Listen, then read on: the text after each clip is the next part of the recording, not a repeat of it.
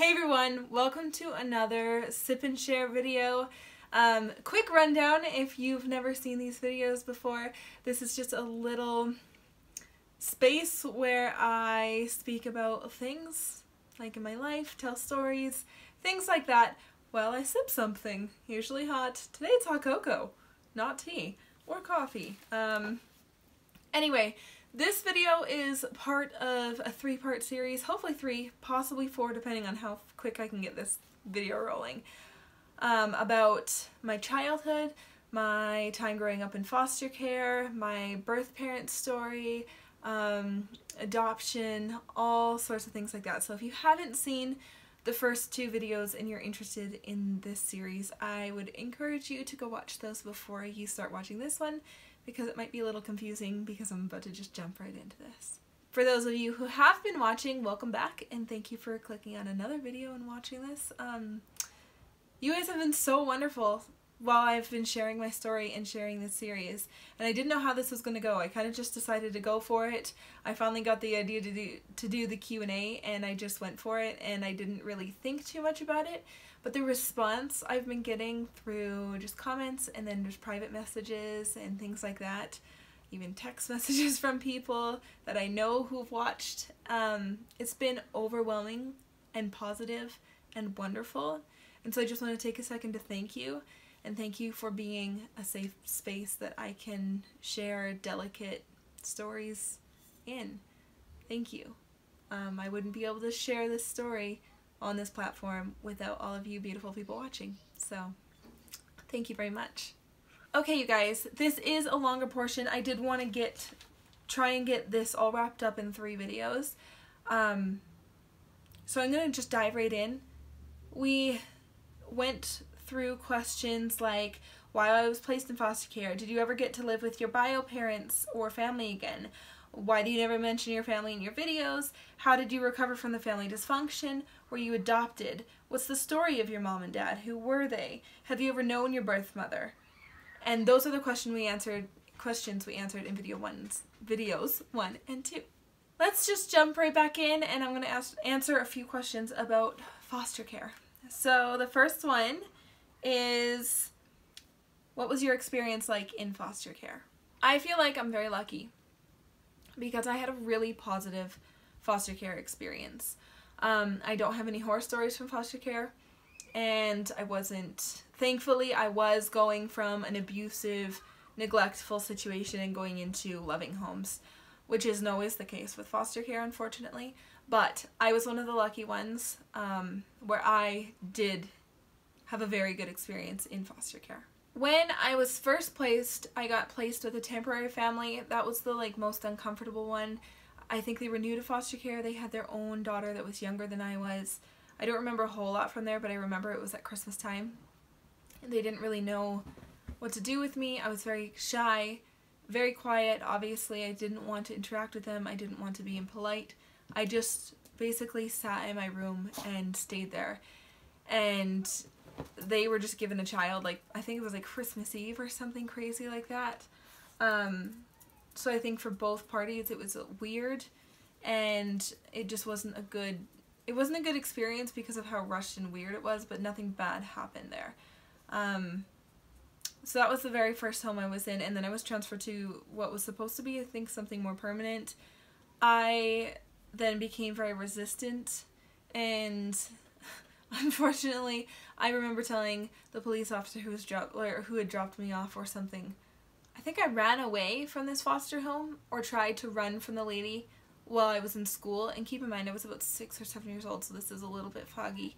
And I remember telling the police officer, "Oh, she's mean, I don't like her, she scratched me." And I totally lied, which is horrible. But again, I was 6 or 7 and came from a really traumatic environment, so I feel like I can forgive myself for that. But I was very adamant that I did not want to be there. Because I guess in my child mind, I thought maybe they would send me home. I still didn't understand the situation. I hadn't processed any of it. So basically they took me from that foster home and put me into my next foster home. My next foster home is actually the foster mom that I had reconnected with recently. Her name is Birdie. And I lived with her for about, what was it, 2 years possibly? A year or two? I think it was like 2 years.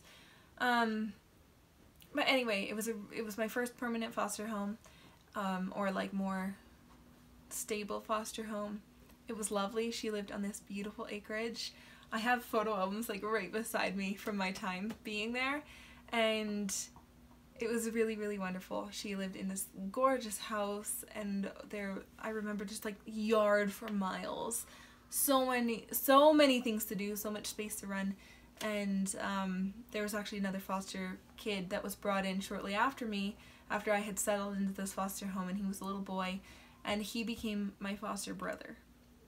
And he became my foster brother because he also moved to the next foster home with me. So my foster mom got, I think from what I remember, she got sick, or there was a health issue. There was something that happened that made her need to retire from foster care before she had necessarily planned to. And so she kind of worked out this thing where she gave us to a friend of hers who was also a foster mom, who had room in her home, who lived in the town. So we lived just slightly outside of town, and she lived in the town, and we knew her. We had met her at church a few times, so we definitely knew her. And so after about 2 years, we were sent to go live with this foster mom, or our next foster mom. And then I stayed at, her name was Verna. She was a really, really wonderful person. Unfortunately, and very sadly, she has since passed away. Before I got into contact, before I became old enough to get into contact with anybody, she passed away. That was really hard for me to find out that news, and it was very sad because I stayed with her for 3 years, I think. It was longer than the first one, and I stayed, that was it. Those were my 2 main foster homes. After I left the second foster mom's house, I moved in with my aunt and uncle and got legally adopted, essentially, and flew across the country. So I was very, very lucky, going back to the original question, and I had really, really wonderful foster home experiences, and I think that definitely helped in keeping my head on straight. The next question is, how long were you in foster care? So I don't know exactly, again, how old I was when I went in. I don't have that information. So I think I was in foster care for like 4 to 5 years. Probably, yeah, like 4.5, 5 years. So I actually had a pretty short-lived foster care experience.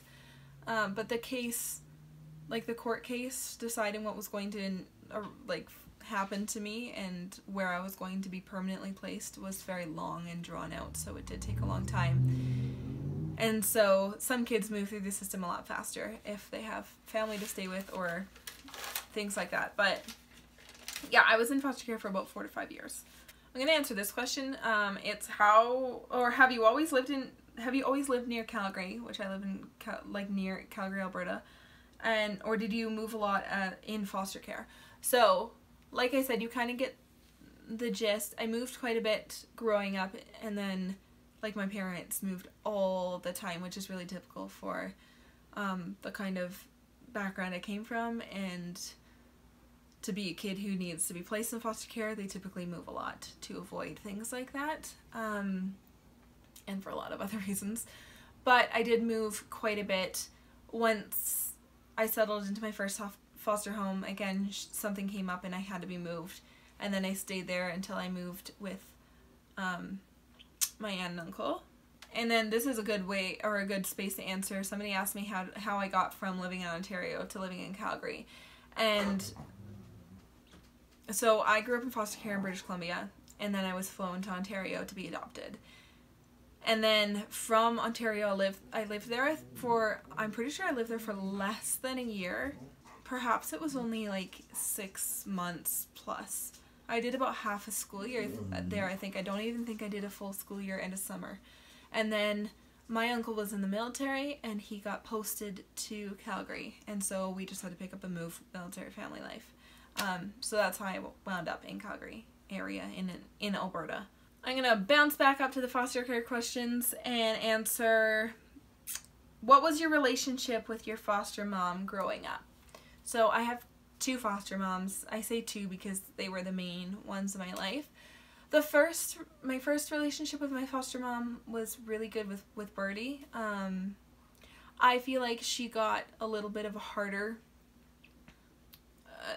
course than my second foster mom experience with me, probably because she was my first like permanent foster home. So I'm sure I probably resisted her a lot more, and I'm sure she had to work through a lot of, foster kids have a lot of issues when they come in, and even though I was a pretty decently well-rounded foster kid, they have really odd odd fears or odd phobias. They can be scared of really bizarre things. They can be really shy or hesitant and suddenly just like resist certain things. Like I remember nobody could bath me. Like bathing me was the hardest thing I remember. So she probably had a lot of challenges with me because she was the one that kind of had to teach me that I was safe and that everything was okay and that I wasn't going to be just taken away from her like that. But the relationship was good. We did bond. She was a very strong single woman. I was raised by two single foster moms. Right before Birdie couldn't take care of us anymore, she did find a lovely man who she eventually remarried after we had gone to move into my second foster mom's house. But yeah, the relationship was really good. I think it was also a challenge for her because I think she was also kind of at the shit end of like my mom's rage, so she probably had to deal with a lot more of that than my second foster mom necessarily did, I think. But the relationship was good. I wish I could have spent more time with her, but now I get to again and get to like know her as an adult, so that's really nice. And then my second foster mom, Verna, she was wonderful. My relationship with her was wonderful. She, again, single woman, never been married, never got married, just spending her life dedicated to church and helping others and raising foster babies. And she was brilliant. I loved her. She was so good. And of course she wasn't perfect, but she tried. She tried her hardest and she was always there. And it was really good. I don't have a bad thing to say about either of my experiences. She was always she tried to have a really good balance between keeping a relationship with my mother and I, and then also having a normal upbringing in foster care. So no, my relationship with both my foster moms was really, really good. And now I am starting to get to know my first foster mom again as an adult, and that's something that I'm really looking forward to continuing. Okay, I noticed there's a few questions about my siblings, so I'm going to answer some of those right now. Did your siblings break the cycle like you did? No, is the short answer to that. And let me answer another question at the same time, which is, do your siblings still have contact with your mom? Yes, they do. My siblings were much older than me when we were all taken into care. Well, it was me and my brother. My brother immediately ran away, and he kept running away from all his foster parents and foster homes no matter where they put him. And at a certain age, you can't really keep them away. So he just got to live with my parents again. I was obviously just little, so I was taken away permanently, and my sister had run away and reported my family to social services, which is how I got put in foster care.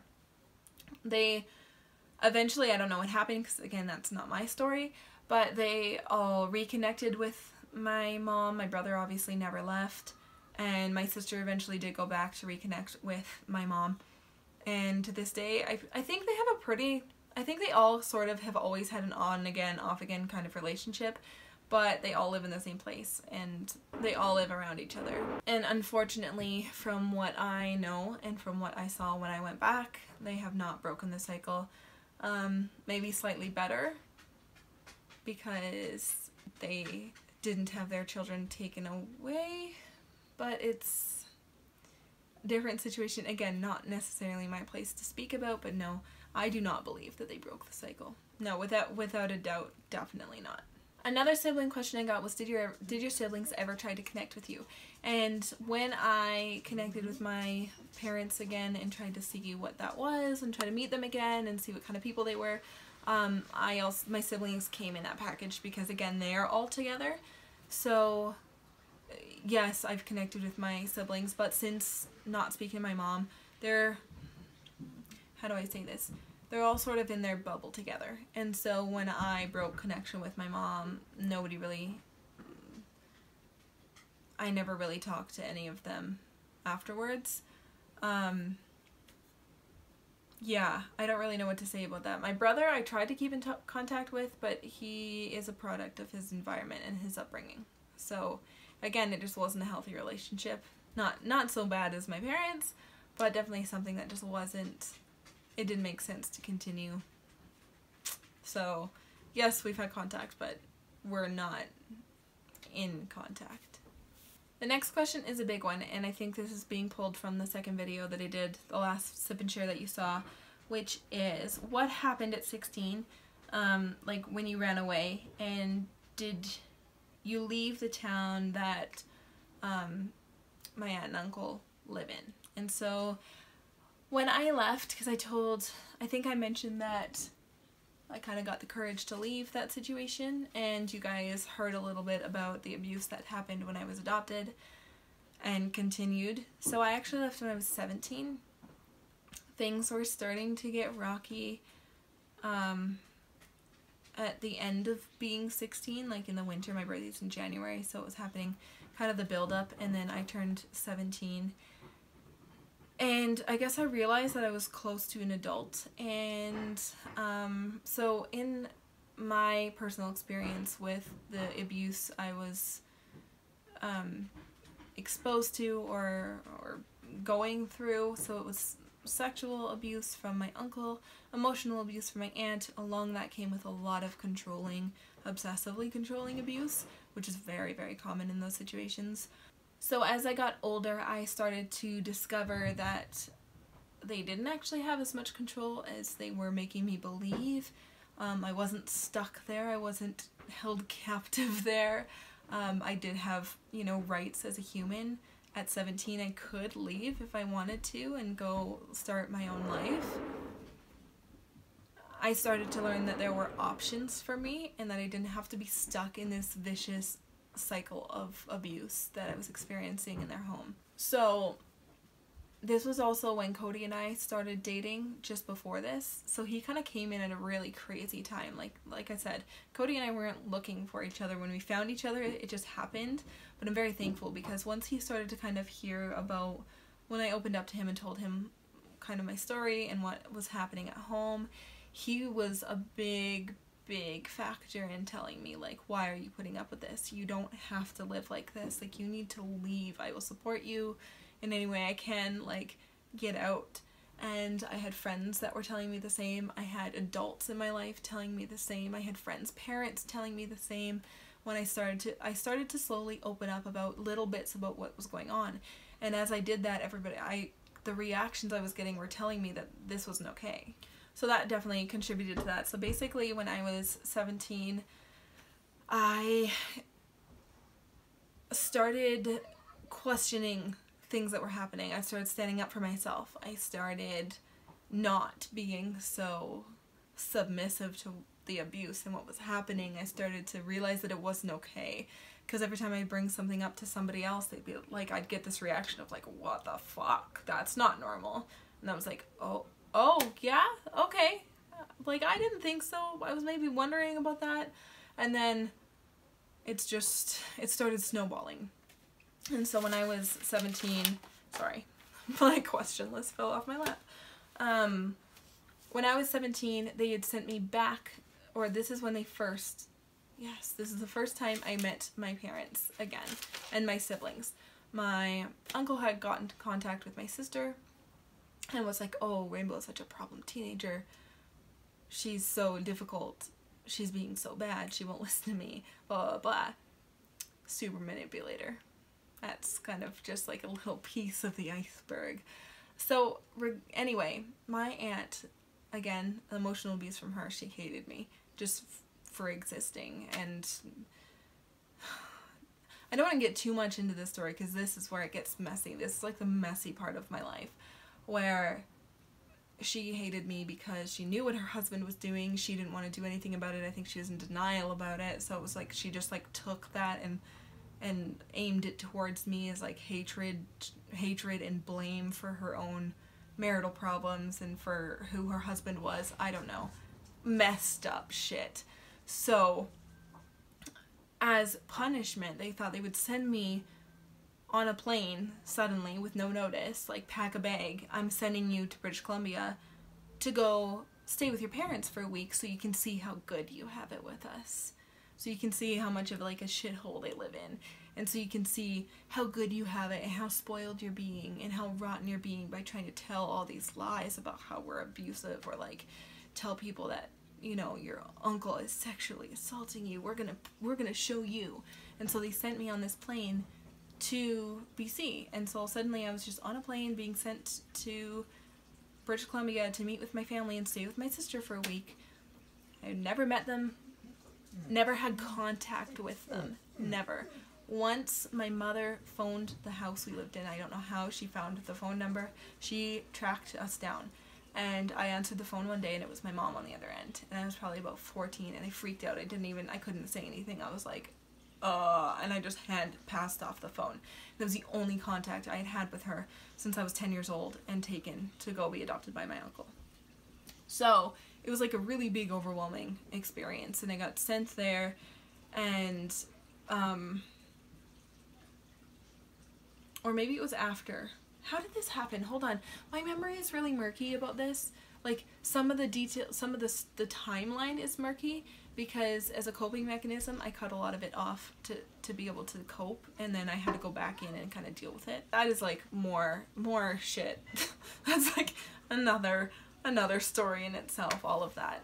Okay, so the timeline is a little bit murky, but I remember what happened now. I just don't always think about it. Like, I don't always go back and like relive all those portions, so sometimes I muddle up the timeline a little bit. So they had sent me on this like week, like, screw you, go see how good you have it. And then I came back the next day, maybe 2 days, I kid you not. They brought me back after a week and were like, now you'll be good. Sorry, I'm trying to keep this short because I end up just like vomiting up details that nobody necessarily asked for when I talk about my story, which makes it really hard for me to share. I think that's why I hadn't shared before, because it's just too much information and it gets too long. Anyway, not even like a day or two after I had gotten back from this week-long trip of being shown how good I had it, I remember my aunt was headed to a hockey game, and there was a neighbor friend over, and she was just like not even giving a shit anymore about how awful, like she wasn't even trying to hide her abusiveness anymore, and up until that point she was. And she had a friend over, like a neighbor over, before, and they were getting ready to go to this hockey game together, and she was gathering her things in the kitchen, and my bedroom was just down the hallway, and it was open, so I could hear everything, and she was like, just like, oh, like, fuck that girl, like all that stuff, like, oh, I wish she would have never came back, just being like just a piece of shit. So I was like, do you know what? Screw this. I think their plan kind of backfired, and it showed me that the world was bigger and that I could do things on my own. And I could do big things, because facing my whole family for the first time with no notice, no emotional support, no nothing, was a really big deal for me. So once she did that, I was like, you know what, screw it. I waited till she left. I called up my girlfriend, who I knew had a truck. My bags were still packed, so I threw a couple extra things in my suitcases, and I said, hey, can you come pick me up? I'm leaving. And she was like, oh, you're gonna leave now? Like, they've been waiting for this day, so they were like, heck yeah, I got you. And she came and picked me up. She was in the middle of a family dinner when she came and got me. Just came and picked me up and brought me to the restaurant with her, and then took me to another friend's house whose mom said I could stay there. So that's kind of just, that's just like a little tip of what happened when I was 16 and how I got the courage to leave, and then I didn't go back after that. I just left. And so in short, I'm gonna answer this really briefly. Did you leave the town that they live in when I ran away? No, I didn't.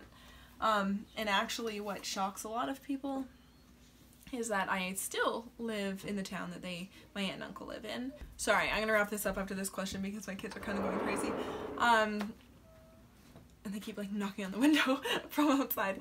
So the thing that shocks people the most, I think, is the fact that currently, right now, I live just down the street from my aunt and uncle, which is insane.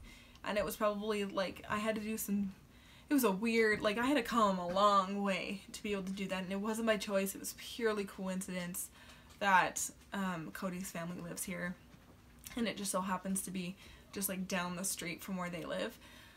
To be fair though, I think I've seen them like once or twice in the many years that I've been here. So I don't see them, thankfully. I think now, I don't know, it's just, thankfully I don't see them, but it is weird. It's definitely weird, but no, we're in the same town now. I don't plan to leave. For me, it was a healing thing. It was, no, I'm not going to run away. This is my town too. I grew up here. I made friends here. They had already flipped my life so much and had done so much damage to my life. I decided that I wasn't going to let them own this other thing. You know, like I was going to own it. I was going to be in the same town. I was going to stay in the same school. I was going to keep my same friends. I was going to keep living my life and going to the same places, and if they ran into me, then too bad, run into me and see how well I'm doing, kind of thing. And now that I have kids and we got married and I have this family, it's even more, it's like, it was a really healing thing for me to own this space and take it up and be like, no, this isn't your town, just because you're a shitty person and you're shitty people. You don't deserve to just force me out of an entire place. And so it was a little bit of a stubbornness of me and a little bit of an empowerment thing, or a lot of an empowerment thing, and a big part of my healing, I think, was staying put and staying in the town and making it a safe, good, happy place again. And I'm really, really thankful I did that. The last question I have is, does your mom or siblings watch your YouTube channel or know about your videos? I think they definitely know that I have a YouTube channel and I do YouTube. I don't know if any of them watch. I can't tell who exactly watches my videos. I know they have before, and I know they've seen some, and I know my brother's seen a few, but this is a big reason that I stopped posting my videos on Facebook, and I just stopped using that Facebook page, so where I was, you know, sharing my videos over there as well. Was because I think they were actually watching a lot of my stuff through Facebook, through the videos I was posting through Facebook. So I stopped posting there just because I don't know, it was just, that wasn't the only reason, but it was, I don't like Facebook to begin with, but it kind of skeeved me out that they were like trying to sneak around watching things, because I'm pretty sure, if I'm not mistaken, I did block my mom from my YouTube channel. Maybe not, I don't know. I don't really care. So, I honestly don't know if they watch. I don't know if they watch now. I know they have seen. I'm pretty sure they're aware that I do this. But I'm sure that question was more engaged towards like, do they watch these? Or are they going to see these? They very well could. If they happen to check into my YouTube channel once in a while, or Google me or something, and they see one of these titles pop up about my childhood, I'm sure they will watch out of curiosity. Morbid curiosity, maybe? I'm not sure. Unfortunately with that, like, the hard part is I don't think they like, a big issue is that I don't think they realized that they did anything wrong. So that was like a big reason that I was like, snip snip. So yeah, I'm not sure. I can't imagine they would, but who knows? Who knows? That's the answer to that. Okay, you guys, this was some really, really heavy stuff, like this whole video series. And I don't think I would have been able to share it if it wasn't with you, and with you guys being so amazing. So I'm going to wrap this up. I know this is a long one, but I wanted to give it to you all in one video. So I hope you enjoyed this. Let me know what you want to see in the next Sip and Shares, if you guys want to see anything in particular, or you guys want me to tackle any topics or share any stories. Sorry, I have hot cocoa hiccups now. let me know, because you guys have shown me that this is a really, really good space to do this. So thank you very much. I'm going to end it here so I don't ramble on any further.